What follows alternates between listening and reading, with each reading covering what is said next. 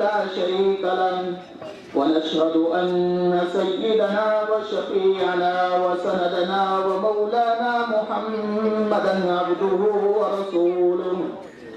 صلى الله عليه وعلى آله وأصحابه أجمعين إلى يوم الدين أما بعد فأعوذ بالله من الشيطان الرجيم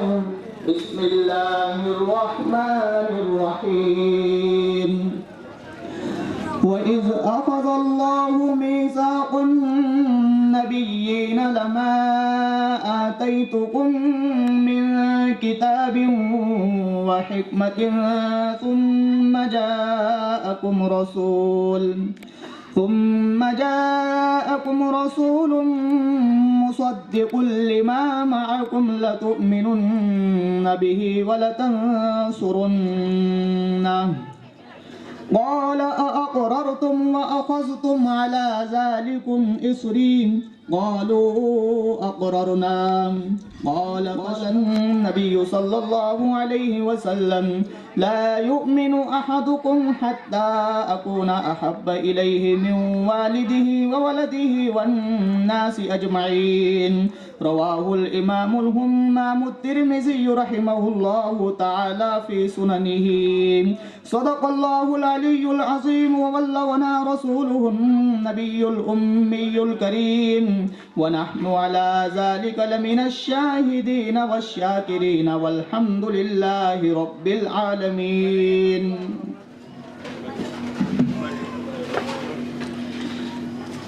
ہر ابتدا سے پہلے ہر انتہا کے بعد ذات نبی بلند ہے ذات خدا کے بعد. دنیا میں جس قدر احترام کے قابل ہیں لوگ میں سبھی کو مانتا ہوں مگر مصطفیٰ کے بعد صلی اللہ علیہ وسلم. میرے نہایت واجب الاحترام اور اسلام سے تعلق رکھنے والے غیور نوجوان مسلمان بھائیوں اور بزرگوں، آج کی ہماری اس نشست میں جلسہ سیرت النبی صلی اللہ علیہ وسلم کے عنوان سے منعقد کیا گیا ہے. اللہ رب کریم میرے ان نوجوانوں کو جنہوں نے اس جلسے کا انعقاد کیا، ارباز بھائی اور ان کے رفقا، اللہ پاک ان تمام کے عمروں میں برکت عطا فرمائے اور ان تمام نوجوانان کو اسلام کا حقیقتاً سپاہی بنائے. میرے دوستو، آج میں آپ کے سامنے ربیع الاول کی مناسبت سے کچھ اہم اور ایسی ضروری باتیں عرض کروں گا کہ جس کی وجہ سے ہمارے ایمان میں تازگی پیدا ہوگی، اور اگر اللہ نے چاہا تو میں آپ کے سامنے انشاءاللہ ہر بات کو دلیل سے مدلل کروں گا. دعا کرے اللہ پاک مجھے آپ حضرات کے سامنے صحیح دلائل کے ساتھ بات کہنے کی اور ہم سب کو اس پر عمل کرنے کی توفیق عطا فرمائے. میرے دوستو، میں نے آپ کے سامنے قرآن کریم کی ایک آیت تلاوت فرمائی ہے اور احادیث مبارکہ میں سے ایک حدیث پاک کی تلاوت کی ہے. اللہ رب العزت آیت کریمہ میں ہمارے نبی کی نبوت کو بیان کر رہے ہیں اور حدیث پاک میں ہمارے پیغمبر علیہ السلام نبوت سے عشق کو اور محبت کو بیان کر رہے ہیں. میرے دوستو، ایک نبی ہوتا ہے اور ایک نبی الانبیاء ہوتا ہے. نبی الانبیاء میں اور انبیاء میں بہت فرق ہے. اللہ پاک نے جس وقت تمام انبیاء کی تخلیق فرمائی اسی وقت ان سے عہد و پیمان لیا اور وعدہ لیا وَإِذْ أَخَذَ اللَّهُ مِيثَاقَ النَّبِيِّينَ لَمَا آتَيْتُكُم مِّن كِتَابٍ وَحِكْمَةٍ ثُمَّ جَاءَكُمْ رَسُولٌ کہ تمام پیغمبروں سے حضرت آدم سے لے کر حضرت عیسیٰ علیہ السلام تک جتنے انبیاء کرام اس دھرتی پر تشریف لائے، اللہ پاک نے ان تمام سے وعدہ لیا اور یہ فرمایا ثم جاءکم رسول مصدق لما معکم کہ اے میرے نبیوں، اے نبیوں کی جماعت، جب تمہارے مابین میرا محمد مصطفیٰ تشریف لے آئیں تو پھر لتؤمنن بہ، تمہیں ان کی نبوت کو تسلیم کرنا ہوگا، تمہیں ان کی رسالت کو ماننا ہوگا، تمہیں ان کی پیغمبری کو تسلیم کرنا ہوگا، وَلَتَنْصُرُنَّهُ اور تم ان کے مددگار بھی بنو گے۔ اللہ نے ان سے پوچھا قَالَ أَأَقْرَرْتُمْ وَأَخَذْتُمْ عَلَى ذَلِكُمْ إِصْرِي کیا تم میرے اس عہد و پیمان کا اقرار کرتے ہو؟ کیا تم میرے اس عہد و پیمان کو قبول کرتے ہو؟ قَالُوا أَقْرَرْنَا سب نے جواب دیا کہ اے اللہ رب العالمین، ہم ضرور بالضرور آپ کے عہد و پیمان کو قبول کرتے ہیں، اسے ایکسیپٹ کرتے ہیں، ہم ضرور بالضرور اسے قبول کرتے ہیں۔ پھر اللہ نے فرمایا قال فاشهدوا وانا معكم من الشاهدين کہ اے میرے تمام پیغمبر تم گواہ رہنا، میں بھی تمہارے ساتھ گواہ رہوں گا۔ یہ باتیں ارشاد فرمائی۔ میرے دوستو، آپ کے سامنے میں شان مصطفیٰ صلی اللہ علیہ وسلم کہ ہمارے نبی کی دیگر انبیاء کے مقابلے میں شان کیا ہے، ہمارے نبی کی عزت، ہمارے نبی کا احترام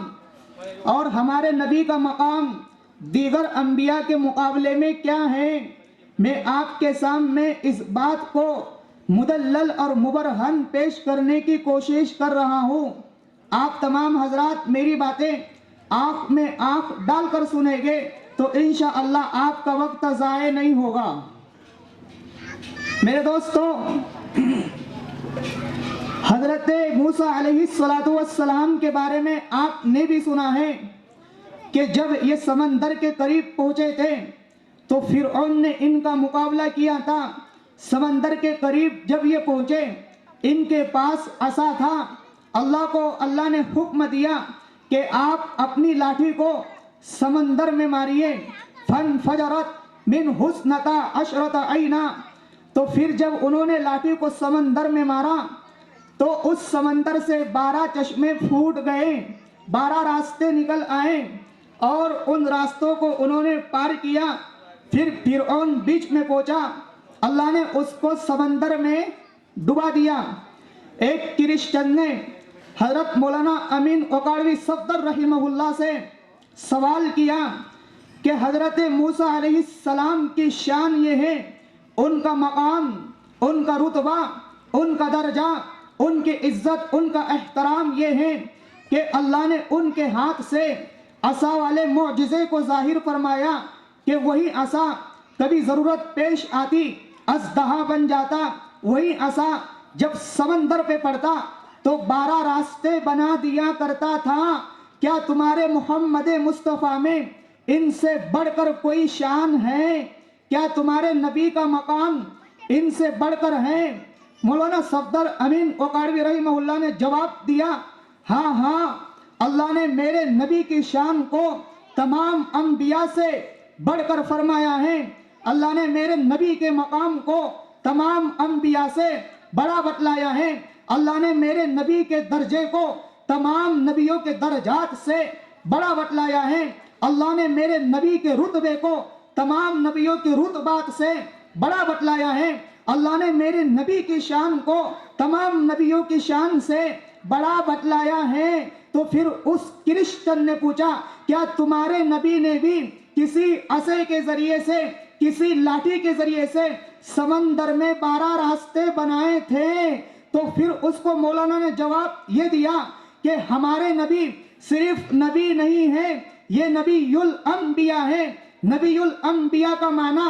کہ جو نبیوں کا بھی نبی ہے۔ ہمارے نبی صرف نبی نہیں ہے، یہ امام الانبیاء ہے کہ نبیوں کے امام ہے۔ بیت المقدس میں معراج کے موقع پر ہمارے نبی اور تمام انبیاء جمع ہیں۔ حضرت جبرائیل علیہ السلام بھی اس جگہ پر تشریف فرما ہے۔ ہمارے نبی کو حکم ہوتا ہے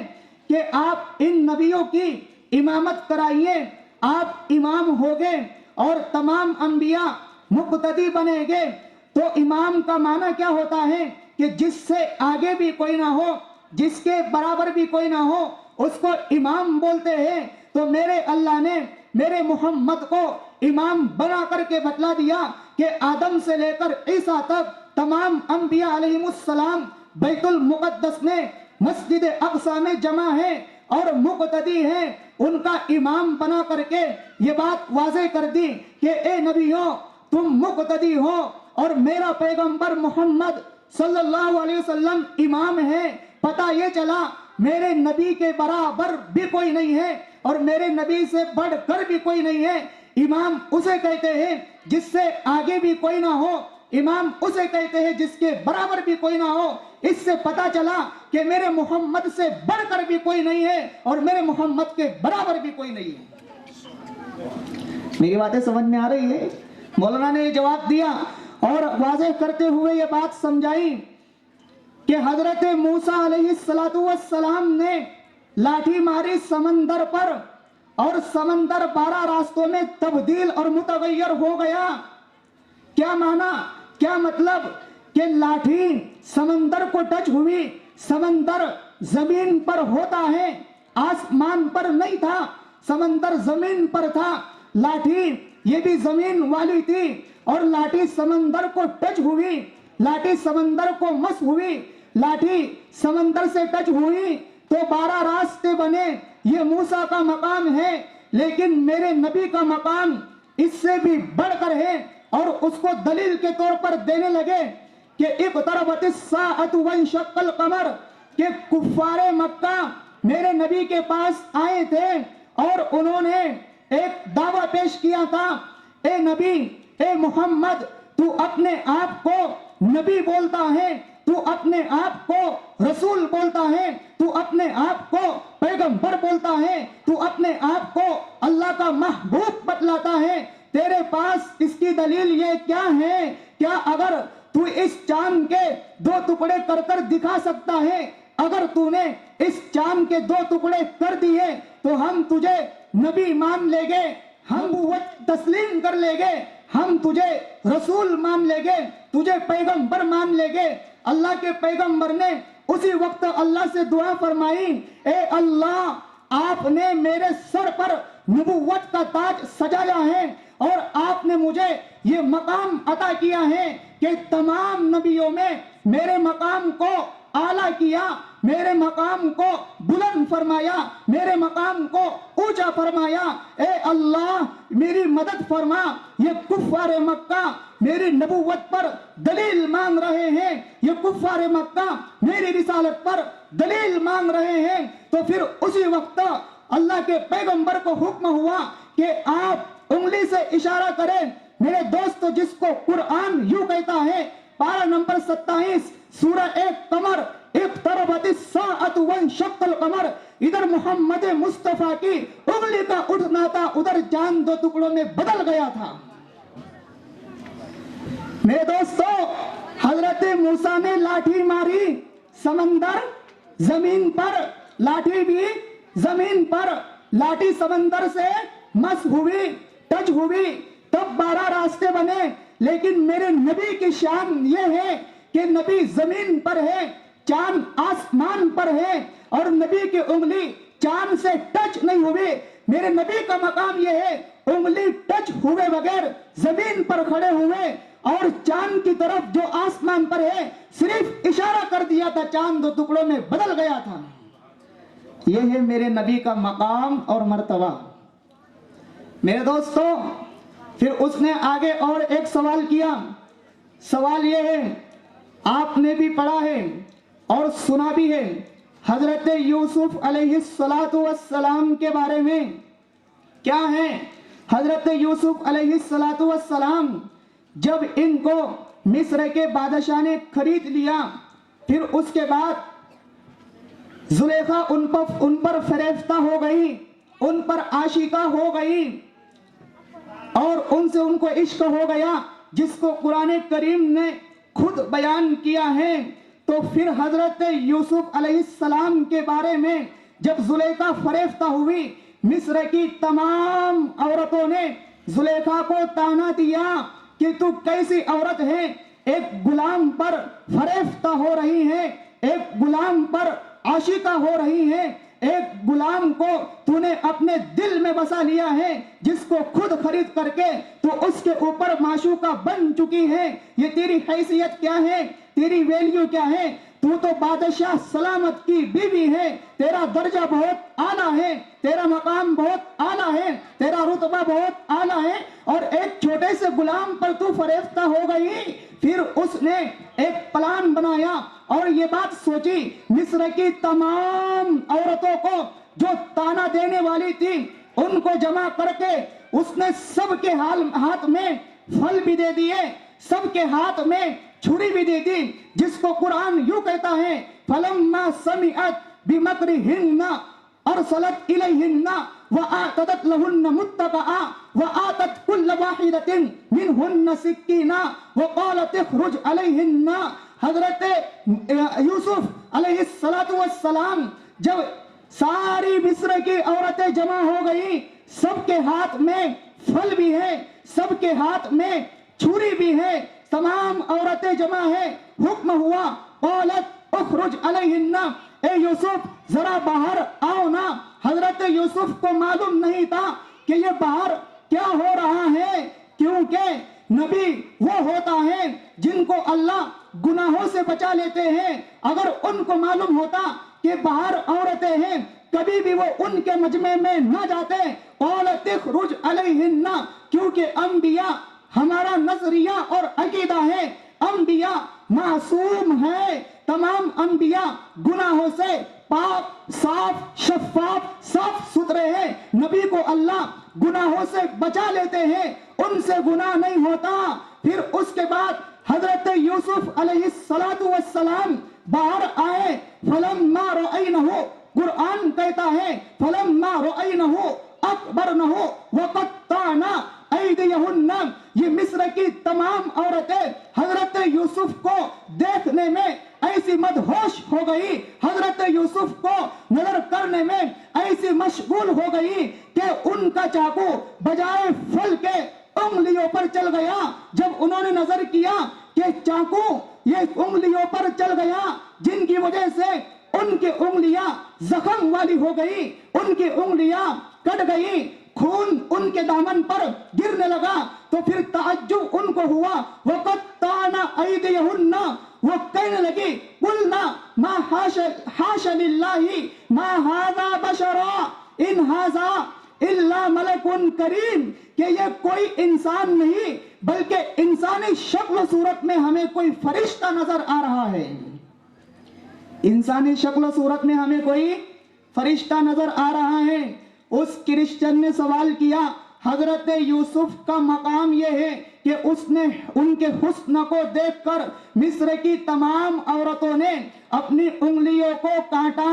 ان کے حسن کو دیکھ کر مصر کی تمام عورتوں نے اپنی چھری کو انگلیوں پر چلایا۔ کیا تمہارے نبی کی بھی ایسی شان ہے کہ ان کے حسن کو دیکھ کر کسی نے انگلیاں کاٹا ہو، ان کے جمال کو دیکھ کر کسی نے انگلیاں کاٹا ہو، ان کی خوبصورتی کو دیکھ کر کسی نے کسی عضو کو کاٹا ہو؟ کیا تمہارے نبی کا مقام ہے؟ کیا تمہارے نبی کی شان ہے؟ تم تو یہ کہتے ہو محمد مصطفیٰ کا مقام تمام انبیاء سے بڑا ہے، محمد مصطفیٰ کا رتبہ تمام انبیاء سے اعلیٰ ہے، محمد مصطفیٰ کا درجہ تمام انبیاء سے بڑھ کر ہے۔ تم تو یہ بات کہتے ہو۔ حضرت یوسف کے حسن کو دیکھ کر، حضرت یوسف کے جمال کو دیکھ کر، حضرت یوسف کی خوبصورتی کو دیکھ کر مصر کی تمام عورتوں نے اپنی انگلیوں پر چاقو چلا دیا، اس لیے کہ پھل بھی موجود تھے تو چاقو انگلیوں پر کیوں چلا؟ مفسرین اس بات کا جواب یہ دیتے ہیں کہ حضرت یوسف کی خوبصورتی بہت زیادہ تھی، ان کا جمال بہت اعلیٰ تھا، ان کی خوبصورتی بہت اچھی تھی، تو وہ ان کی خوبصورتی میں ایسی مشغول ہو گئی، ایسی مدہوش ہو گئی، ایسی مصروف ہو گئی کہ ان کو پتا نہیں چلا کہ چاقو پھل پر چل رہا ہے یا انگلیوں پر چل رہا ہے۔ کیا تمہارے نبی کا بھی ایسا کوئی مقام ہے؟ کیا تمہارے نبی کو بھی ایسا کوئی درجہ ملا ہے؟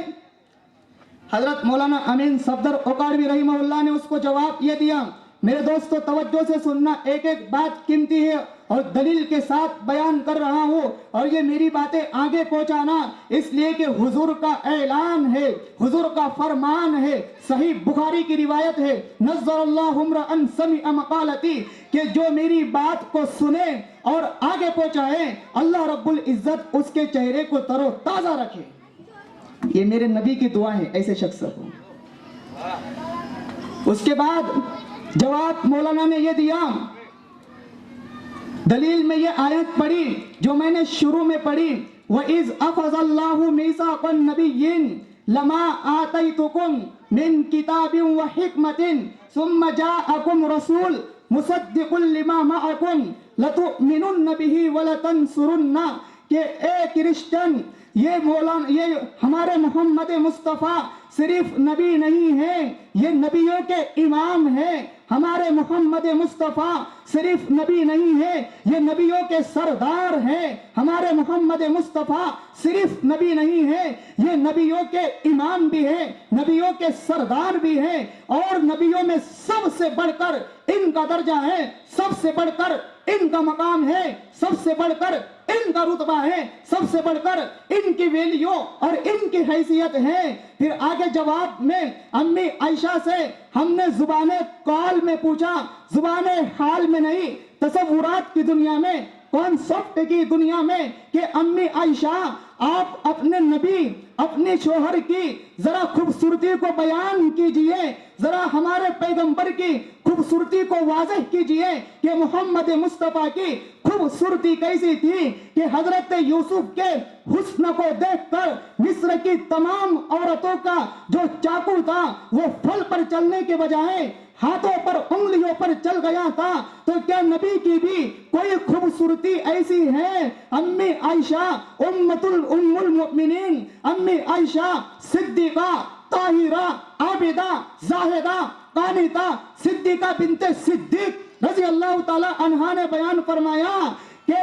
ما بذلوا في سم يوسف من نقدي لوام زليخة لو رأينا جبينه لأثرن بالقطع قلوبهن على اليد فلو سمعوا مصر اوصاف خده، کہ مصر کی عورتوں نے حسن یوسف کو دیکھ کر، یوسف کے جمال کو دیکھ کر، یوسف کی خوبصورتی کو دیکھ کر انہوں نے، مصر کی عورتوں نے اپنے چاقو کو پھل پر چلانے کے بجائے انگلیوں پر چلایا، تو لیکن میرے محمد مصطفیٰ کی یہ خوبصورتی کو دیکھتی، میرے محمد مصطفیٰ کے جمال کو دیکھتی، میرے محمد مصطفیٰ کے حسن کو دیکھتی، ان کی چاشنی کو دیکھتی، تو خدا کی قسم مصر کی عورتوں نے چھری انگلیوں پر چلایا تو یہ میرے محمد مصطفیٰ کے حسن کو دیکھ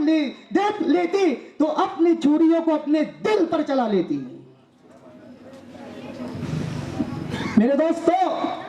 ہم نے امی عائشہ سے پوچھا، امی عائشہ ہمیں یہ بات سمجھ میں نہیں آئی، ذرا واضح کر کے سمجھا دیجئے۔ زبان قال میں امی عائشہ نے فرمایا، بیٹا سمجھ جانا کہ ایک نبی ہوتا ہے، ایک نبی الانبیاء ہوتا ہے۔ حضرت یوسف کا مقام یہ ہے کہ وہ شاخ نبوت ہے، ہمارے محمد مصطفیٰ کا مقام یہ ہے کہ وہ مرکز نبوت ہے، کہ مصر کی عورتوں نے فَلَوْ سَمِعُوا مِصْرَ أَوْصَافَ خَدِّهِ، کہ وہ میرے نبی کے رخسار کو اگر سن لیتی، میری نبی کے حسن و جمال کو اگر وہ سن لیتی تو وہ کبھی بھی حضرت یوسف کو نہ خریدتی۔ ما بذلوا فی سم یوسف من نقدی لوامی زلیخہ لو رأین جبینہ، کہ زلیخا کو تانا دینے والیوں نے، ان پر تان و تشنیع کرنے والیوں نے، ان پر تہمت لگانے والیوں نے، ان پر بہتان لگانے والیوں نے اپنی انگلیوں کو کاٹا۔ میرے اگر محمد مصطفیٰ کو دیکھتی تو ان کی چھری ان کے قلوب یعنی دل پر چل جاتی۔ میرے دوستو، ہم نے امی عائشہ سے زبان قال میں پوچھا، امی عائشہ آپ کے اس جواب کو ہمیں سمجھ نہیں آیا، ذرا تھوڑا واضح کر کے سمجھا دیجئے۔ تو امی عائشہ نے کہا، بیٹا یہ بات سمجھ جانا کہ جس کو قرآن کریم بیان یوں کرتا ہے، پارہ نمبر 3 سورت نمبر 3 سورہ آل عمران آیت نمبر 81، وَإِذْ أَخَذَ اللَّهُ مِيثَاقَ النَّبِيِّينَ لَمَا آتَيْتُكُم مِّن کِتَابٍ وَحِکْمَةٍ ثُمَّ جَاءَكُمْ رَسُولٌ، کہ اللہ نے تمام پیغمبروں سے عہد و پیمان لیا، تمام پیغمبروں سے وعدہ یہ لیا کہ اے نبیوں میں تمہیں نبوت دے چکا، میں تمہیں رسالت دے چکا، میں تمہیں پیغمبری عطا کر چکا، لیکن اگر ثم جاءکم رسول، تمہارے نبوت کے دور میں، تمہارے پیغمبری دور میں، ٹائم آف میسنجرنگ، تمہارے نبوت والے دور میں اگر میرا محمد آ جائے، اگر میرا مصطفیٰ تمہارے نبوت والے دور میں آ جائے تو پھر تمہاری نبوت نہیں چلے گی، تمہاری رسالت نہیں چلے گی، تمہاری پیغمبری نہیں چلے گی۔ لَتُؤْمِنُنَّ بِهِ، پھر تمہیں انہیں نبی ماننا ہوگا، پھر تمہیں ان پر ایمان لانا ہوگا، پھر تمہیں ان کی نبوت کو ماننا پڑے گا، پھر تمہیں ان کی رسالت کو تسلیم کرنا پڑے گا، پھر تمہیں انہیں پیغمبر ماننا پڑے گا۔ وَلَتَنْصُرُنَّهُ، اور تم ان کی ضرور بھی ضرور مدد بھی کرو گے۔ ہم نے پوچھا، امی عائشہ اس آیت کا مطلب اور ذرا واضح سمجھا دیجئے۔ امی عائشہ نے فرمایا، سمجھ جانا کہ ایک نبی ہوتا ہے اور ایک نبی الانبیاء ہوتا ہے۔ ہمارے نبی کی نبوت کا مقام یہ ہے، ہمارے نبی کی رسالت کا مقام یہ ہے کہ جب کسی نبی کی نبوت کا دور چل رہا ہو، جب کسی کی نبوت کا مقام اور رسالت چل رہی ہو، جب کسی کی نبوت کی پیغمبری چل رہی ہو، اس درمیان محمد مصطفیٰ تشریف لے آئیں، اس درمیان اگر محمد مصطفیٰ کو مبعوث کیا جائے، ان کو بھیجا جائے، تو پھر اس نبی کا مقام یا اس نبی کی نبوت، اس نبی کی رسالت نہیں چلے گی، اس نبی کی رسالت اور نبوت پیغمبری نہیں چلے گی۔ پھر اس نبی کو ہمارے محمد مصطفیٰ پر ایمان لانا ہوگا، ان کی نبوت کو ماننا ہوگا، ان کی رسالت پر ایمان لانا ہوگا، ان کی پیغمبری پر ایمان لانا ہوگا۔ تو پھر ہم نے اس ڈیٹیل میں جا کر کے یہ بات سمجھی، شعر کا مطلب کہ فی سم یوسف من نقدی ما بذلوا فی سم یوسف من نقدی لوامی زلیخہ لو رأین جبینہ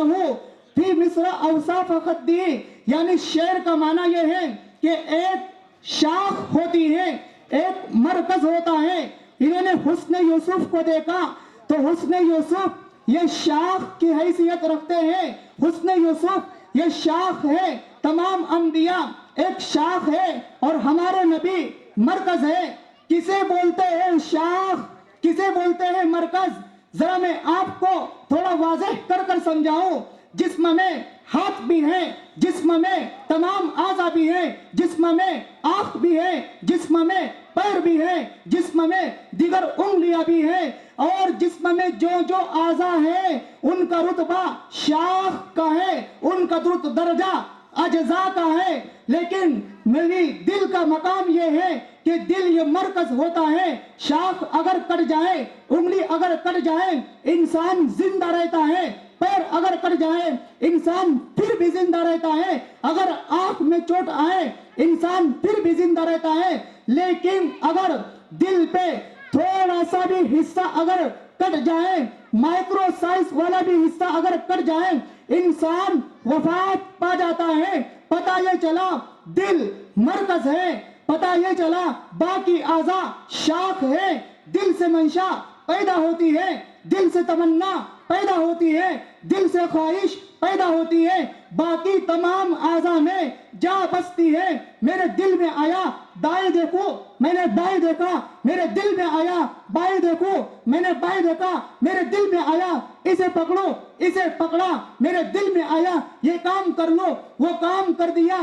پتہ یہ چلا دل مرکز ہوتا ہے، پتہ یہ چلا دیگر تمام اعضاء شاخ ہوتے ہیں۔ اب آئیے شعر کے مطلب کی طرف۔ دیگر تمام انبیاء آدم سے لے کر عیسیٰ تک یہ نبوت کی شاخ ہیں، اور میرے محمد مصطفیٰ نبوت کا مرکز ہے۔ امی عائشہ کہنے لگی کہ مصر کی تمام عورتوں نے حضرت یوسف کے حسن کو دیکھ کر جو نبوت کا مرکز نہیں نبوت کی شاخ ہے، اور جسم میں انگلیاں یہ جسم کی شاخ ہے مرکز نہیں ہے، تو انہوں نے شاخ نبوت حسن یوسف کو دیکھا تو شاخ بدن انگلیوں کو کاٹا۔ اگر میرے محمد مصطفیٰ مرکز نبوت کو دیکھ لیتی، مرکز نبوت کے شاخ ہیں، پیر شاخ ہے، یہ اگر کٹ بھی جائیں انسان پھر بھی زندہ رہتا ہے، اور اگر آنکھ میں تکلیف ہو انسان پھر بھی زندہ رہتا ہے، پیر اگر کٹ جائیں انسان پھر بھی زندہ رہتا ہے، لیکن اگر دل پر تھوڑا سا بھی اگر کراش ہو جائے انسان مر جاتا ہے۔ پتہ یہ چلا دل مرکز ہے، باقی تمام اعضاء شاخ ہے۔ تو ایسے ہی تمام انبیاء یہ نبوت کی شاخ ہے، اور محمد مصطفیٰ صلی اللہ علیہ وسلم نبوت کا مرکز ہے۔ مصر کی تمام عورتوں نے شاخ نبوت کو دیکھی تو شاخ بدن انگلیوں کو کاٹا۔ اگر مرکز نبوت یعنی محمد مصطفیٰ کے حسن کو دیکھتی تو مرکز بدن دل کو کاٹ ڈالتی۔ اب آیا سمجھ میں؟ میرے دوستو، میرے نبی کا مقام یہ ہے، اس سے بڑھ کر میں آپ کو ایک بات اور کہنے لگا ہوں دلیل کے ساتھ، آپ سنیے۔ اس سے بڑھ کر میرے نبی کا مقام یہ ہے، اس کرسچن نے مولانا صفدر امین اوکاڑوی رحمہ اللہ سے یہ پوچھا کہ حضرت عیسیٰ کا مقام، تمہارا قرآن ان کے مقام کے بارے میں یہ کہتا ہے وَأُحْيِي الْمَوْتَى بِإِذْنِ اللَّهِ، کہ حضرت عیسیٰ علیہ السلام کسی قبر کے جا کر اگر کھڑے ہو جاتے اسے کہتے قُمْ بِإِذْنِ اللَّهِ، اے مردے اللہ کے حکم سے اللہ کی اجازت سے کھڑا ہو جا، تو وہ مردہ فوراً کھڑا ہو جاتا، اس کے اندر روح آ جاتی۔ تو حضرت عیسیٰ کا مقام یہ ہے کہ جب بھی وہ کسی مردے سے کلام کرنا چاہتے تو پھر مردے میں روح آ جاتی۔ کیا تمہارے محمد کے اندر کوئی ایسا مقام ہے؟ کیا تمہارے محمد کو کوئی ایسا معجزہ ملا ہے کہ جن کا رتبہ عیسیٰ سے بڑھ کر ہو، جن کا رتبہ مقام عیسیٰ علیہ السلام کے رتبے سے بڑھ کر ہو؟ کیا تمہارے محمد مصطفیٰ کے پاس ہے؟ پھر اس کو ترکی بترکی جواب یہ دیا کہ عیسیٰ علیہ السلام کا مقام یہ ہے احیی الموتیٰ بِإِذْنِ اللَّهِ، کہ جب وہ کسی مردے کے پاس جائیں اس سے وہ بات کرنا چاہیں کہ اے مردے تو کھڑا ہو جا، اللہ کے حکم سے تو بات کرنے لگ، وہ کھڑا ہو جاتا اور پھر وہ بات کرنے لگتا۔ کیا تمہارے نبی کو بھی یہ مقام ملا ہے؟ کیا تمہارے محمد مصطفیٰ کو بھی یہ رتبہ، یہ درجہ، یہ حیثیت، یہ ویلیو ملی ہے؟ تو پھر اس کو ترکی بترکی جواب یہ دیا مولانا صفدر امین اوکاڑوی رحمہ اللہ نے، ہمارے نبی کا مقام یہ ہے کہ جس کو علامہ ابن حجر اسقلانی رحمہ اللہ 852 ہجری کا متوفا ہے، ہدی الساری مقدمہ فتح الباری شرح صحیح البخاری میں تحریر فرماتے ہیں، حضرت حسان کے وہ اشعار ہیں ساعت الشجر نطق الحجر شق القمر لاشارتہ۔ میرے نبی کا مقام یہ ہے، میرے دوستو غور سے سننا، میرے نبی کا درجہ یہ ہے، میرے نبی کا رتبہ یہ ہے کہ میرے نبی ساعت الشجر نطق الحجر، میرے نبی کو جب بھی قضائے حاجت پیش آتی، میرے نبی کو کب بھی کسی حاجت کی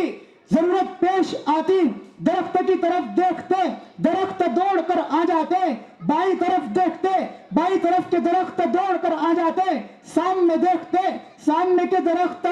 دوڑ کر آ جاتے۔ پھر میرے نبی قضائے حاجت فرماتے، گویا یہ درخت نبی کے لیے، نبی کے سطر کے لیے آڑ بن جاتے،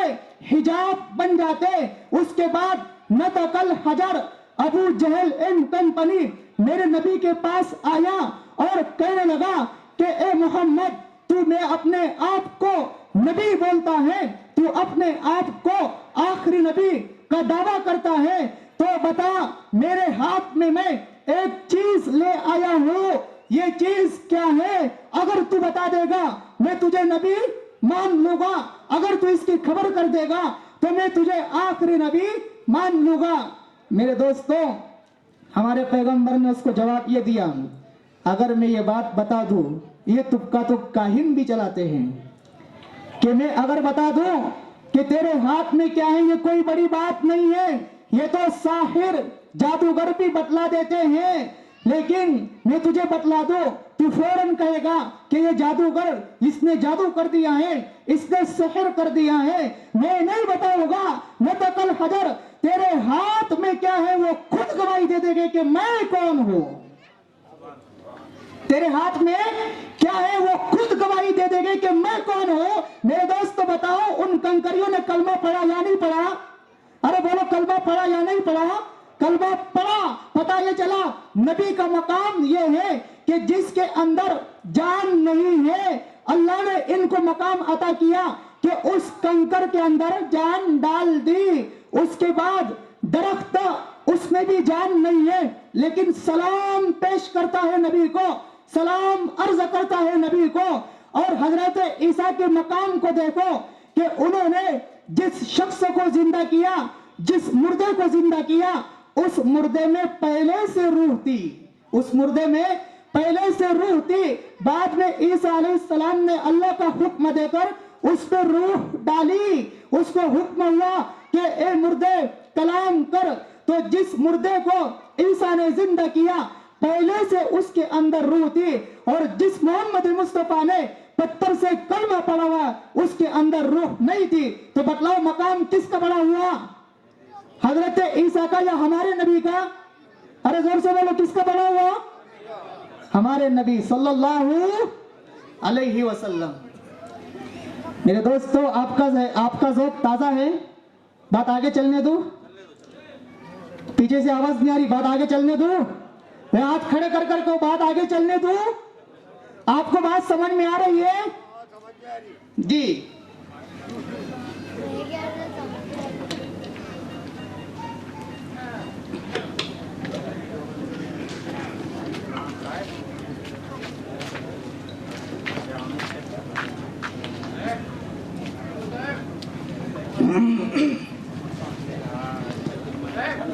میرے دوستو، حضرت حسان شاعر رسول ہے، حضرت حسان رضی اللہ تعالیٰ عنہ شاعر رسول ہے، اور انہوں نے نبی کی شان میں وہ اشعار کہے ہیں کہ رہتی دنیا تک ان کے اشعار یاد رکھے گی۔ نبی کی شان میں انہوں نے ایسے اشعار پڑھے ہیں کہ جب بھی کفار مکہ ہمارے نبی کی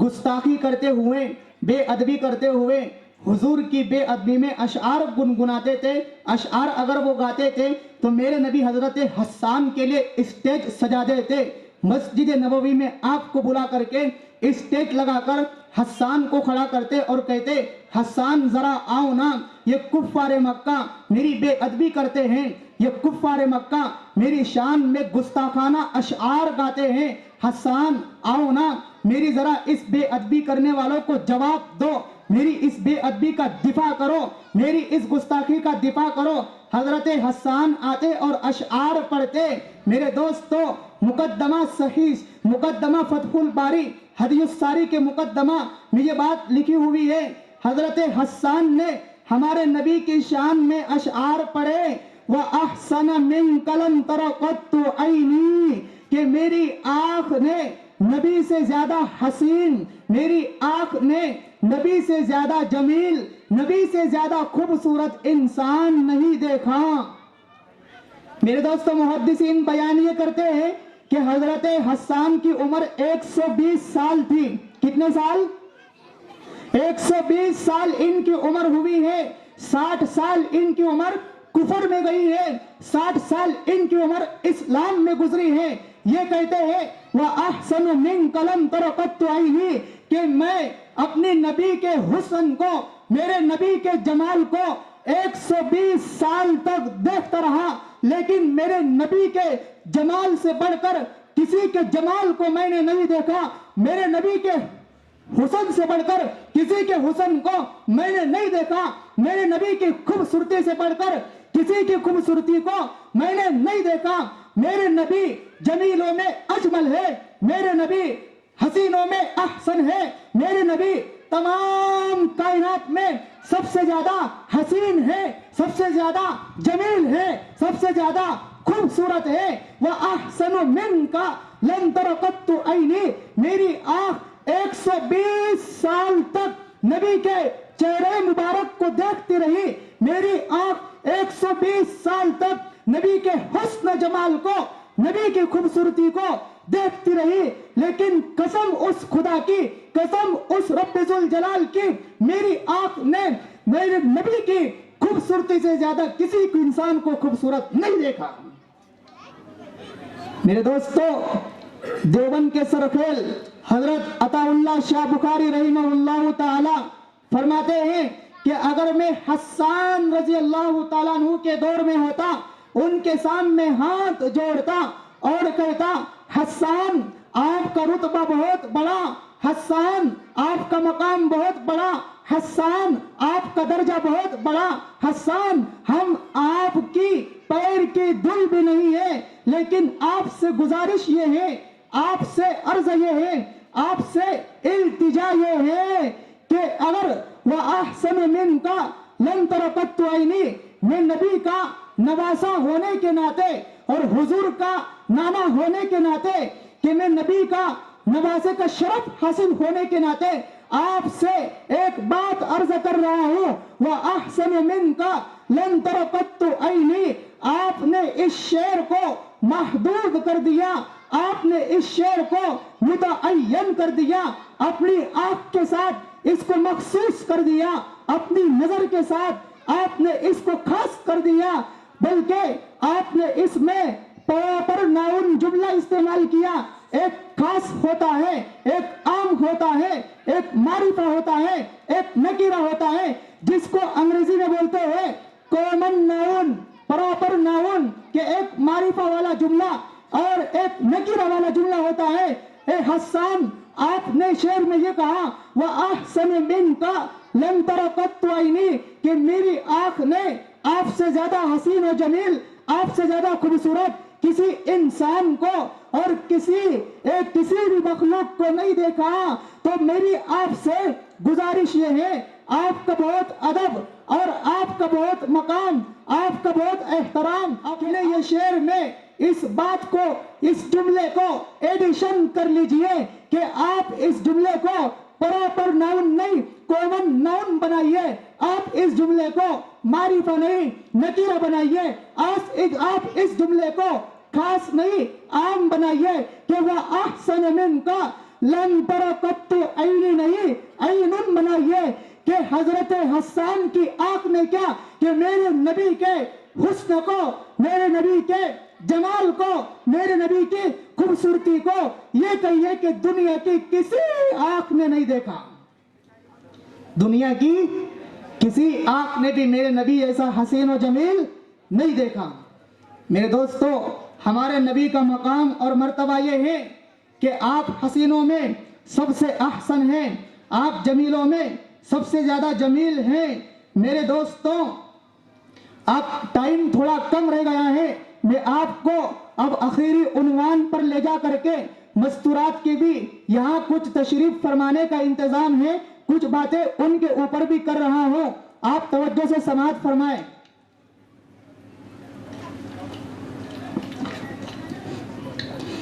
ہمارے نبی صلی اللہ علیہ وسلم کی بیویاں بھی تھیں، ہمارے نبی صلی اللہ علیہ وسلم کی بیٹیاں بھی تھیں۔ سورۃ الاحزاب میں ہمارے نبی کی بیویوں کو حکم یہ ہوا، سورۃ الاحزاب آیت نمبر 28 29، سورت نمبر 33 میں اللہ رب العالمین نے یہ بیان فرمایا یا ایھا النبی قل لازواجک ان کنتن تردن الحیاۃ الدنیا وزینتها فتعالین امتعکن واسرحکن سراحا جمیلا، کہ جب جنگ کی فتوحات کا موقع آیا، مال غنیمت جنگ کے جیتنے پر، فتح یاب ہونے پر مال غنیمت کفار کے ہاتھ سے بہت آ گیا،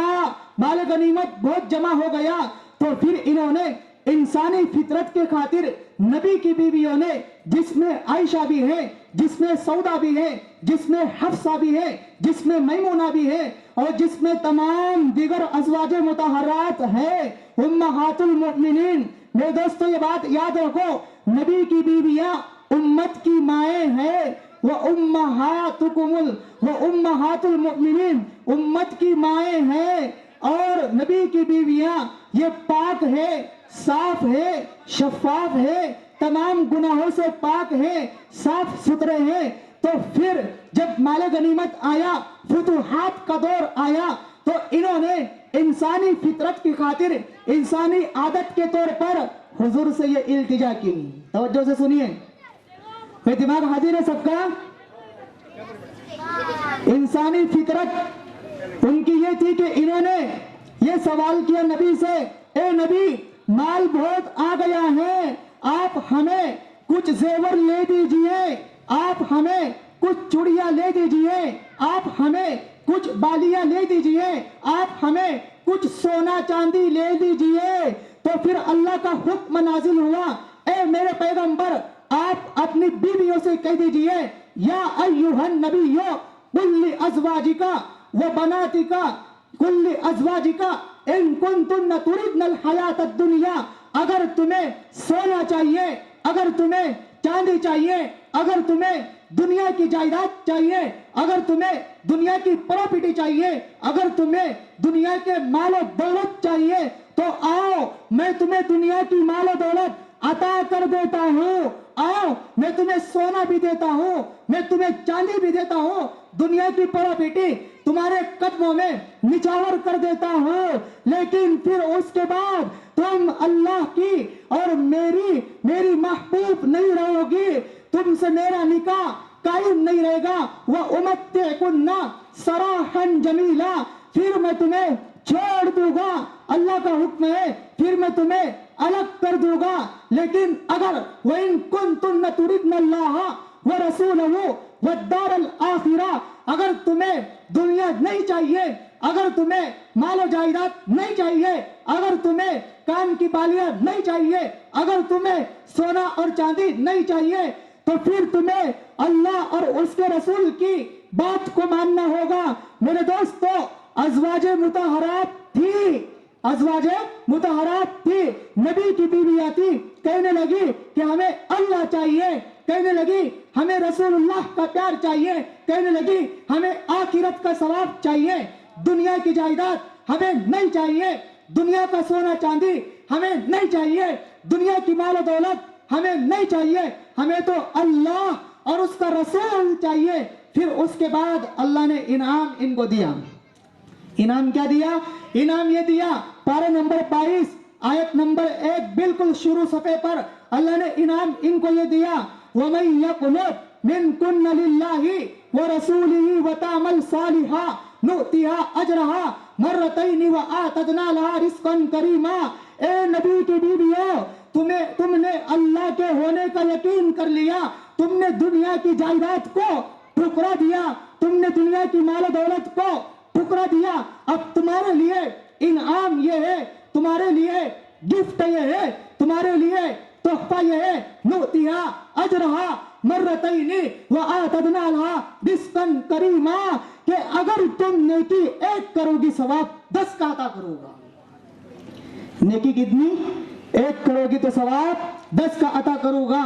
میری جو مستورات آئی ہوئی ہیں ان سے گزارش یہ کروں گا کہ نبی کی بیویاں جو امہات المؤمنین امت کی مائیں ہیں، اور ازواج مطہرات جو نبی کی بیویاں ہیں، یہ ہمارے لیے ان کی زندگی مشعل راہ ہے، ان کی زندگی ہمارے لیے ایک آئیڈیل اور ایک نمونہ ہے۔ میری مائیں اور بہنیں اور میرے دوستوں جو میرے سامنے تشریف فرما ہے، آپ کو یہ بات سیرت النبی جلسے کے حوالے سے آپ کو یہ بات ضروری عرض کر دینا تصور سمجھتا ہوں، ضروری سمجھتا ہوں کہ ہم نبی کی سیرت کو اپنائیں، نبی کے دین کو اپنائیں، نبی کے اسلام کو اپنائیں، نبی کی شریعت کو اپنائیں، قرآن کو سینے سے لگائیں، حدیث کو سینے سے لگائیں، تو پھر دنیا بھی ہماری ہے اور آخرت بھی ہماری ہے، دنیا بھی ہماری اور آخرت بھی ہماری ہے۔ میرے دوستوں، نوجوانوں سے ایک اپیل کرنا چاہوں گا، جو میرے یہاں نوجوان موجود ہیں، کہ محلے کے اندر اگر کوئی برائی آتی ہے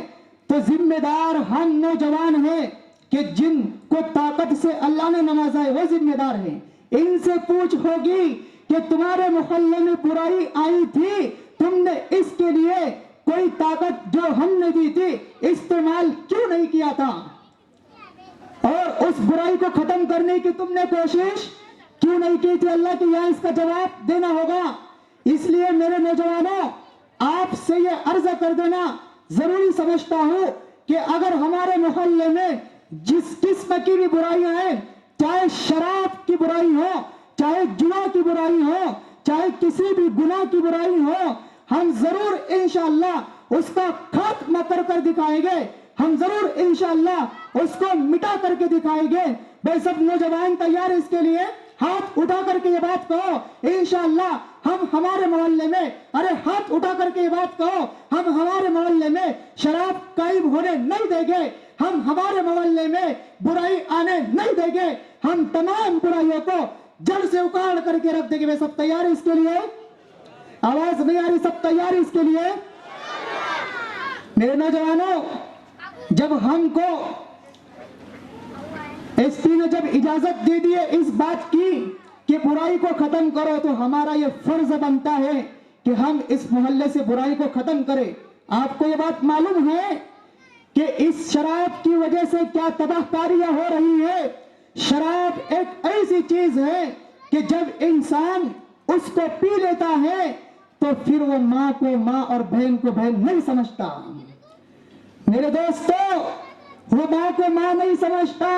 بہن کو بہن نہیں سمجھتا، وہ رشتہ دار کو رشتہ دار نہیں سمجھتا، اور اس کی وجہ سے ایسی برائیاں اور تباہ کاریاں ایجاد ہوتی ہیں کہ جب بھی ہماری بیٹیوں کو اور ہماری لڑکیوں کو جب باہر سے کوئی رشتہ آتا ہے تو پھر وہ رشتہ جب مضبوط ہو جاتا ہے، قائم ہو جاتا ہے، تو پھر جب وہ یہ بات سنتا ہے کہ اس کا باپ شرابی ہے، اس کا بھائی شرابی، اور رشتے کو توڑ دیتا ہے، میرے دوستو اس بیٹی کی بددعا کیسے لگے گی؟ اس شرابی کی وجہ سے اور اس گناہ کی وجہ سے اس لڑکی کا رشتہ ختم کر دیا تو جواب دار یہ خود شرابی بنے گا۔ وہ صرف شرابی نہیں بنے گا، محلے کے وہ نوجوان بھی بنے گے جن کو اللہ نے طاقت دی اور قدرت دی ہے، پھر بھی انہوں نے اس کا قلعہ کما نہیں کیا۔ میرے دوستو، اس کی وجہ سے محلے میں وہ تمام برائیاں آ رہی ہیں کہ شراب ایک ایسی چیز ہے جس کے بارے میں حق جل مجدہ نے اعلان کیا، پارہ نمبر 7 رکوع نمبر 2 پیج نمبر 2، یا ایھا الذین آمنوا انما الخمر والمیسر والانصاب رجس من عمل الشیطان فاجتنبوہ لعلکم تفلحون، کہ اے ایمان والو، بے شک شراب، بے شک جوا اور یہ شراب کی چیزیں تمہارے اوپر میں نے حرام کر دیا ہے،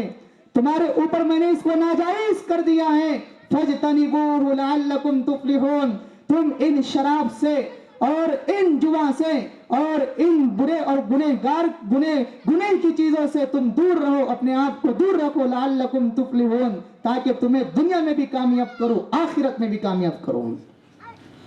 میرے دوستو، اللہ نے حکم دیا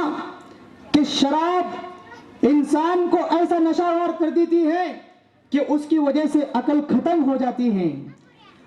اور یہی واحد ایک وجہ ہے کہ جن کی وجہ سے ہماری بیٹیاں آج بے نکاح گھر میں بیٹھی ہوئی ہیں، جن کی وجہ سے آج ہماری بیٹیوں کے نکاح کو ختم کر دیا گیا۔ میرے دوستو، اس کے ذمہ دار کون؟ یہ محلے کے نوجوان ہے، جن کو اللہ نے طاقت دی ہے شراب کو ختم کرنے کی, جن کو اللہ نے طاقت دی ہے شراب کو زمین میں گاڑ دینے کی, لیکن پھر بھی یہ اس سے غافل ہے. اللہ کے یہ پوچھ ہوگی, ہم نے تم کو جوانی دی تھی, کہاں اس کو تم نے لگایا تھا؟ ہم نے تم کو طاقت عطا کی تھی, کہاں؟ ہم نے تم کو طاقتور اور جرأت مند انسان بنایا تھا. تمہارے سامنے شرابیں بیچی جا رہی تھی, تمہارے سامنے شراب کے اڈے کھولے جا رہے تھے, اور پھر تمہیں وہ دن بھی دیکھنا پڑ رہا تھا کہ تمہارے سامنے تمہاری بیٹیوں کے رشتے کو ختم کیا جا رہا تھا. تمہارے سامنے شرابی ہونے کی وجہ سے تمہاری بیٹیوں کو طلاق ہو رہی تھی, نکاح ختم ہو رہے تھے. تمہاری طاقت کہاں گئی تھی؟ میرے دوستو پوچھ ہوگی. میرے دوستو, اللہ نے اگر طاقت دی ہے تو ان شراب کے اڈوں کو ختم کر دو, ان جوا کے اڈوں کو ختم کر دو, تاکہ ہمارا محلہ یہ دیندار بن جائے اور اسلام پر قائم و دائم رہنے والا بن جائے. میرے دوستو, اگر ہم ماں کی اور بہن کی عزت چاہتے ہیں, اگر ہم ہمارے گھر کی مستورات کی عزت چاہتے ہیں, اور اگر ہم دیندار گھرانے میں رشتہ کرنا چاہتے ہیں, تو سب سے پہلے ہمیں اپنے گھر کے آدمیوں کو دین سے جوڑنا پڑے گا. سب سے پہلے ہمیں جو شرابی ہے اس کو شراب سے دور کرنا پڑے گا. میرے دوستو, ایک بات آپ تنہائی میں سوچنا کہ شراب پینے والا یہ گنہگار جس کی غلطی نہیں ہے, شراب پینے والا یہ قصوروار نہیں ہے, بلکہ اگر محلے سے شراب ختم کر دی جائے تو پھر اس کو شراب پینے کہاں سے ملے گی؟ اس کو شراب کا نشہ کہاں سے ملے گا؟ شراب ہی اگر محلے میں دفن کر دی گئی, اس کو اگر جڑ سے اکھاڑ دیا گیا, تو پھر اس کو شراب کہاں سے ملے گی؟ جب اس کو شراب نہیں ملے گی تو پھر اس کو اسلام سے یہ قریب ہوگا. یہ پروگرام انعقاد کرنے کا مقصد یہی ہے کہ ہر گلی میں اور ہر محلے میں ہمارے نبی کی سیرت کا یہ پیغام پہنچ جائیں کہ نبی اس گناہ کے کام کو, شراب کے اڈوں کو ختم کرنے کے لیے دنیا میں آئے تھے, بت پرستی کو ختم کرنے کے لیے دنیا میں یہ آئے ہوئے تھے. اسی لیے پروگرام کرنے کا مقصد ہے. میرے دوستو, دوسری بات یہ عرض کر دو کہ ہم جن کو اللہ رب العزت نے اولاد کی دولت سے نوازا ہے, ان کو مدارس سے قریب کرے. آج کل جو ہماری بیٹیاں ارتداد کا شکار ہو کر اسلام کو چھوڑ کر کے غیروں کے ساتھ جو بھاگ رہی ہے, اس کی واحد وجہ یہ ہے کہ ہم نے بچپن سے ہماری بیٹی کو دین نہیں پڑھایا, ہم نے بچپن سے اس کو اسلام سے, نبی کی سنتوں سے دور رکھا, جس کی وجہ سے غیر کی محبت اس کے دل میں تھما گئی. میرے دوستو, بڑی شرمندگی کی بات ہے کہ مسلمان کی لڑکی ایک غیر کے ساتھ بھاگ رہی ہے. میرے دوستو, یہ بڑی شرمندگی اور غیرت مندی کا مقام ہے کہ اگر آج ہم ہماری بیٹیوں کے اندر دین کو ڈالتے, اگر ہم ہماری بیٹیوں کو اسلام سے قریب کرتے, قرآن سے اگر قریب کرتے, تو وہ ایک قدم اٹھانے پر مجبور نہیں ہوتی, وہ یہ قدم اٹھانے سے پہلے 100 بار سوچتی. میرے دوستو, بڑے دیوس ہے وہ ماں باپ, بڑا دیوس ہے وہ بھائی کہ جس نے اپنی ماں بہن کو یا اپنی بیٹیوں کو دین نہیں سکھایا, جس نے اپنی اولاد کو نبی کی سیرت نہیں پڑھائی, جس نے اپنی اولاد کو, اپنی بیٹیوں کو کالج سے قریب کرتے گئے لیکن مدارس سے دور کرتے گئے. مولانا علی میاں ندوی رحمہ اللہ کا ایک جملہ آپ کو سنا رہا ہوں. مولانا علی میاں ندوی رحمہ اللہ آج سے یہ تقریباً 20 یا 22 سال پہلے فرما کر کے گئے تھے کہ اے مسلمانوں, اگر تمہاری اولاد مدرسے سے دور ہوتی چلی گئی, اے ہندوستان کے مسلمانوں, اگر تمہاری اولاد کو تم نے قرآن سے, حدیث سے, اسلام سے, ایمان سے, احسان سے, ایقان سے اور نبی کی سنتوں سے دور رکھا, تو پھر مجھے ابھی سے یہ محسوس ہو رہا ہے کہ تمہاری اولاد یا تو یہودی ہو کر مرے گی یا تو کافر بن کر کے مرے گی۔ میرے دوستوں، آپ کو معلوم ہے یہ اسکول اور یہ کالج یہ اسلام کے قلعے نہیں ہیں۔ اسلام کے قلعے، جو اسلام کی حفاظت کرنے والے ہیں وہ مدارس ہیں، جو عزت کی حفاظت کرنے والے ہیں، انسان کو انسان بنانے والے ہیں، وہ مدارس ہے، یہ کالج اور یونیورسٹی نہیں ہے۔ میں کالج اور یونیورسٹیز کا مخالف نہیں ہوں، میں تو یہ کہتا ہوں کہ آپ اپنے بچے کو ڈاکٹر بناؤ، لیکن ڈاکٹر کے ساتھ اسے دیندار ڈاکٹر بناؤ۔ آپ اپنے بچے کو پروفیسر بناؤ، لیکن پروفیسر کے ساتھ دینداری اس کے اندر جوائن کر دو۔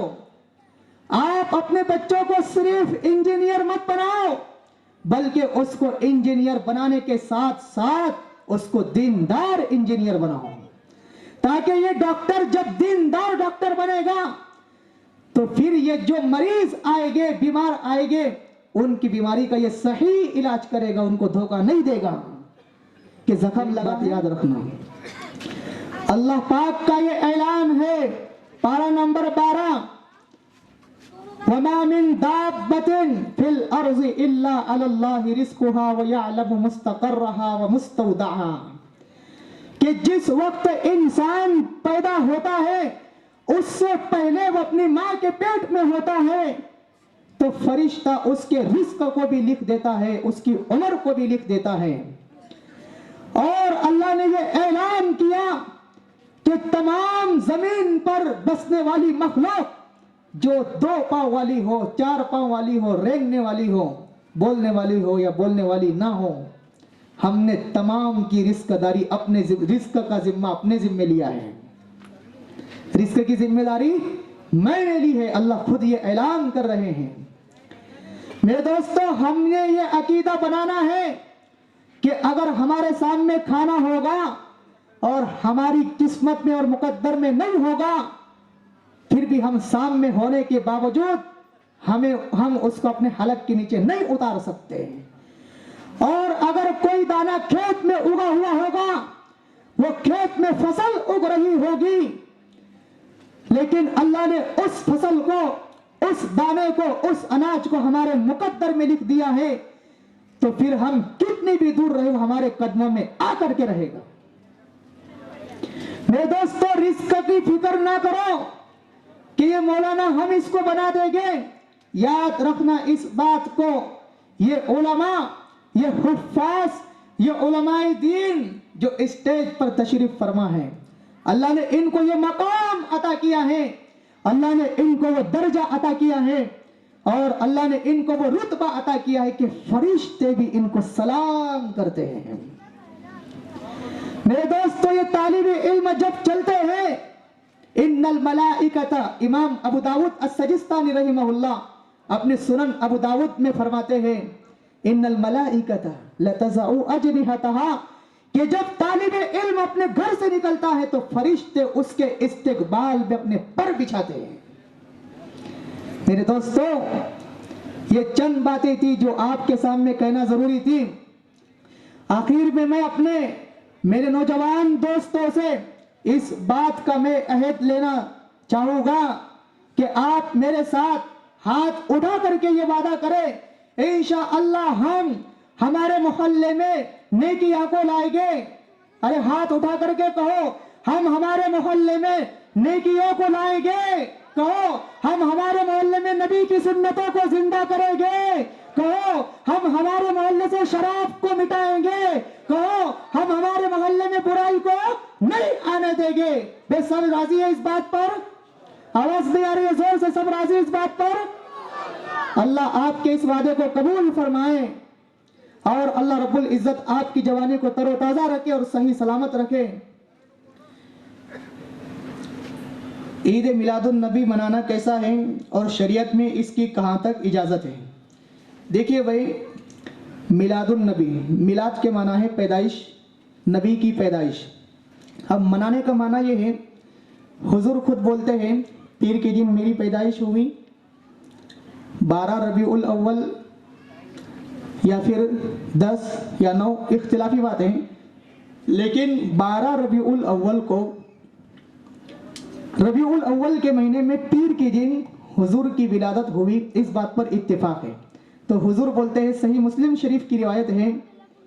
کہ حضور بولتے ہیں جس دن میری ولادت ہوئی میں اپنی ولادت کا دن ایسے مناتا ہوں کہ میں اس دن روزہ رکھتا ہوں۔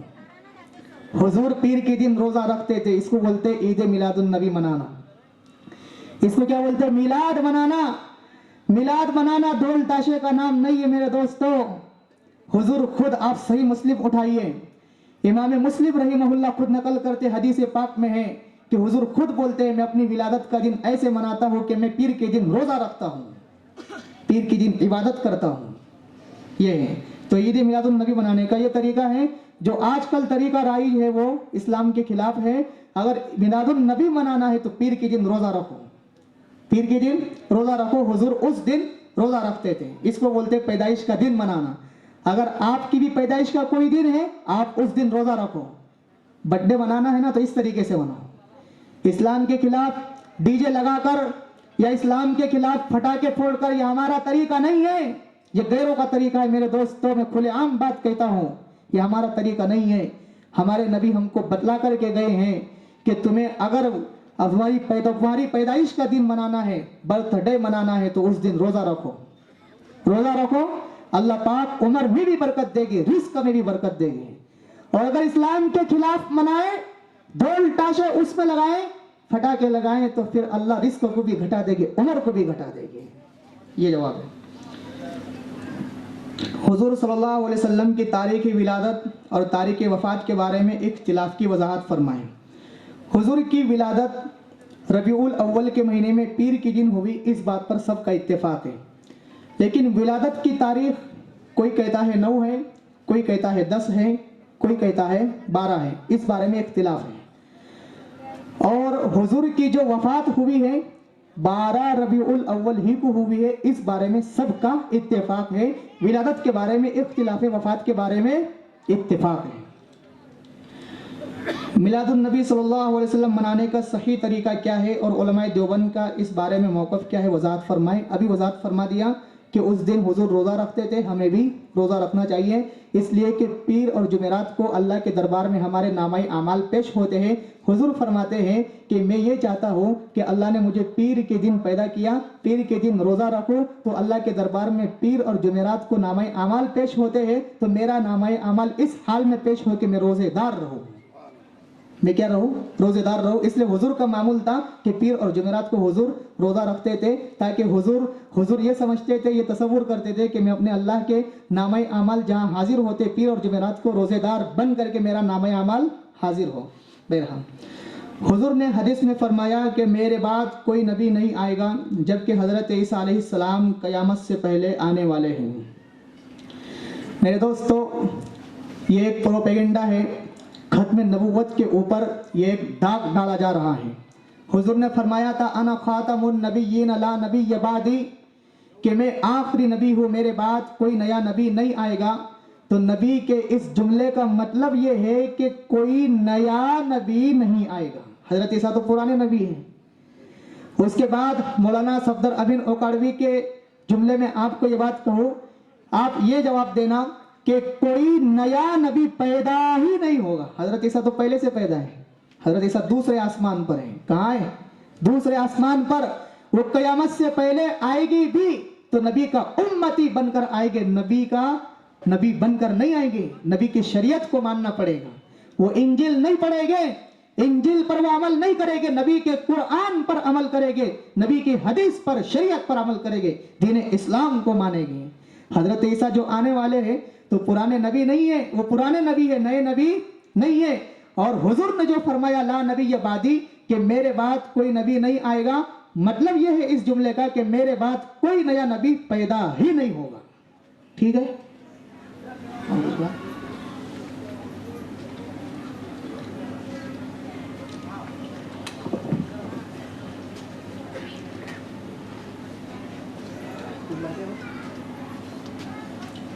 دعا۔ اللہ پاک ہمارے جن نوجوانوں نے یہ پروگرام منعقد کیا تھا، اللہ پاک ان کی جوانی کو صحیح سلامت رکھے، اللہ پاک ان کے رزق میں برکت عطا فرمائے اور ان کو دین کے کام میں بڑھ چڑھ کر کے حصہ لینے والا بنائے۔ ٹھیک ہے، دعا کر لیتے ہیں۔ اللهم صل على سيدنا صلاة تنجينا بها من جميع الأهوال والآفات وتقضي لنا بها جميع الحاجات وتطهرنا بها من جميع السيئات وترفعنا بها عندك أعلى الدرجات وتبلغنا بها أقصى الغايات من جميع الخيرات في الحياة وبعد الممات إنك على كل شيء قدير لا إله إلا الله الحليم الكريم سبحان الله رب العرش العظيم والحمد لله رب العالمين نسألك موجبات رحمتك وعزائم مغفرتك والغنيمة من كل بر والسلامة من كل إثم لا تدع لنا ذنبا إلا غفرته ولا هما إلا فرجته ولا مريضا إلا شفيته ولا حاجة من حوائج الدنيا هي لك رضا إلا قضيتها يا أرحم الراحمين يا أكرم الأكرمين يا ذا القوة المتين يا راحم المساكين يا أول الأولين يا آخر الآخرين يا ستار العيوب ويا غفار الذنوب ظلمنا أنفسنا وإن لم تغفر لنا وترحمنا لنكونن من الخاسرين ربنا آتنا في الدنيا حسنة وفي الآخرة حسنة وقنا عذاب النار اللهم قنا عذاب النار وادخلنا الجنة مع الأبرار يا عزيز يا غفار یا اللہ ہم سب کے صغیرہ اور کبیرہ گناہوں کو معاف فرما، یا اللہ جن گناہوں کا ہمیں علم ہو اور جن کا علم نہ ہو سب کو معاف فرما، یا اللہ کریم ہمارے حال پر رحم کا، کرم کا، عفو کا، درگزر کا معاملہ فرما، یا اللہ کریم جتنے مسلمان بھائی پریشانی میں مبتلا ہیں ان کی پریشانیوں کو دور فرما، یا اللہ کریم جتنے مسلمان بھائی بیمار ہیں ان کو شفائے کاملہ عاجلہ دائمہ مستمرہ عطا فرما، یا اللہ کریم جتنے مرحومین اس دنیا سے جا چکے ہیں تمام مرحومین کی مغفرت فرما، تمام مرحومین کو جنت الفردوس میں اعلیٰ مقام نصیب فرما، یا اللہ کریم ہم سب کو نیک کام کرنے کی توفیق عطا فرما، گناہوں سے ہم سب کی پوری حفاظت فرما، یا اللہ یا ذا الجلال والاکرام تیرے نبی کی تمام سنتوں کو ہماری زندگی میں پیدا فرما، یا اللہ یا ذا الجلال والاکرام ہمیں تیرے قرآن کریم کو صحیح سمجھ کر پڑھنے کی اور اس پر عمل کرنے کی توفیق عطا فرما، یا اللہ ہمیں 5 وقت نماز کا پابند بنا، یا اللہ گناہوں سے ہم سب کو محفوظ فرما، یا اللہ ہمیں قرآن کریم کی تلاوت کرنے والا بنا، یا اللہ کریم ہمیں تیرا فرما بردار بنا، تیری نافرمانی سے ہم سب کی پوری حفاظت فرما، یا اللہ جن کے والدین اس دنیا سے جا چکے ہیں تمام والدین کی مغفرت فرما، تمام والدین کو جنت الفردوس میں اعلیٰ مقام نصیب فرما، اور جن کے والدین اس دنیا میں موجود ہے تمام والدین کو صحت، تندرستی اور عافیت والی زندگی نصیب فرما، یا اللہ ان کو اطمینان، چین و سکون عطا فرما، یا اللہ جن والدین کی اولاد موجود ہے ان کی اولاد کو ان کا خدمت گزار بنا، اولاد کو ان کا فرما بردار بنا، ان کی اولاد کو ان کی اطاعت کرنے والا بنا، یا اللہ ہم سب کو ہمارے پیغمبر علیہ السلام کی اطاعت کرنے کی توفیق عطا فرما، یا اللہ ہمیں تمام گناہوں سے ہم سب کی پوری حفاظت فرما، یا اللہ دشمنان اسلام سے ہمارے ایمان و اسلام کی، ہمارے اعمال کی، ہمارے ایمان کی حفاظت فرما، ہمارے دین کی حفاظت فرما، یا اللہ کریم ہمیں شریعت اور طریقت پر صحیح سمجھ کر عمل کرنے کی توفیق عطا فرما، یا اللہ ہم نے جو مانگا ہے وہ بھی عطا فرما، جو مانگنے سے رہ گئے وہ بھی عطا فرما، ہماری اس دعا کو پیارے آقا محمد صلی اللہ علیہ وسلم کے وسیلے سے قبول فرما، وصلی اللہ تعالی علی النبی الامی الکریم وعلی آلہ واصحابہ اجمعین برحمتک یا ارحم الراحمین۔